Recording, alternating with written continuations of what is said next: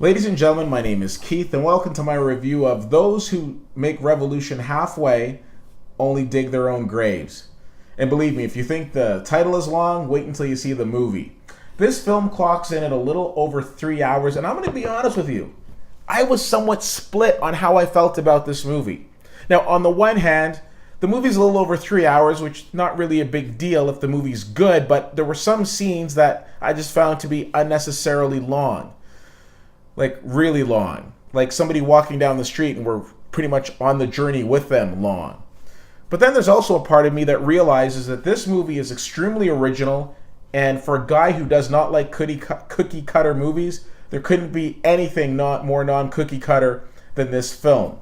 This film depicts four young people as they are holed up in this house, and they're basically plotting revolution and attacks against society.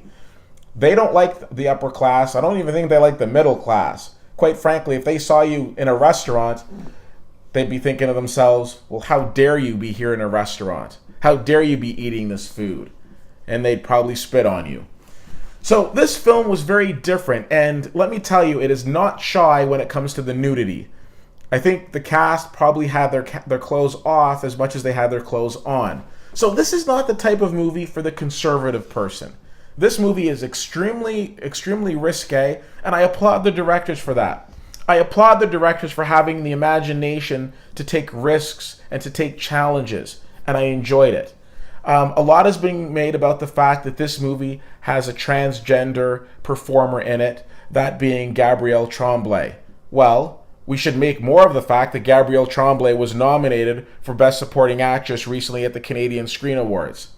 This is the type of movie that I looked at and I thought to myself, well, on the one hand, you've got four people who are up to no trouble, who are up to no good, just causing trouble. So to that, it evoked thoughts to me of Stanley Kubrick's A Clockwork Orange.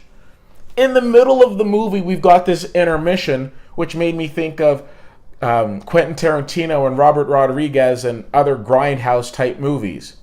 But at the end, I thought to myself, this is a movie that I need to see again because I'm still trying to get my head around what I just saw. And to me, that speaks to every single David Lynch movie that I've ever seen. These are young filmmakers, but let there be no doubt, they are extremely talented ones. So leaving the movie, I thought to myself, well, I don't think I liked it very much. But after having a day or so to process it, to think about it, I can understand why the Toronto International Film Festival named this as Canada's top movie last year. Now, I don't necessarily agree with that. Right now, I'm thinking for myself, there was another movie that I recently saw that would probably be more deserving of that. But I respect this movie.